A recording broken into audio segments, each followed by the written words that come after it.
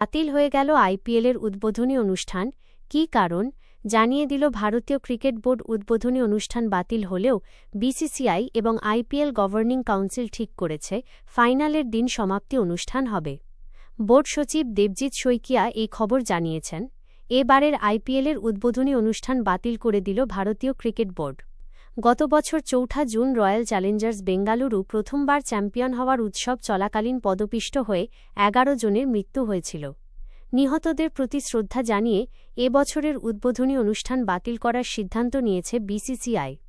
তবে বিসিসিআই এবং IPL governing council ঠিক করেছে ফাইনালের দিন অর্থাৎ ৩১ মে জমকালো সমাপ্তি অনুষ্ঠান হবে।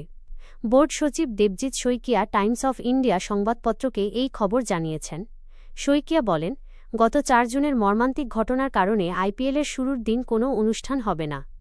দুর্ঘটনায় প্রয়াতদের প্রতি শ্রদ্ধা জানাতে বিসিসিআই এবার উদ্বোধনের দিন কোনো সাংস্কৃতিক বা বিনোদনমূলক অনুষ্ঠানের আয়োজন করছে না।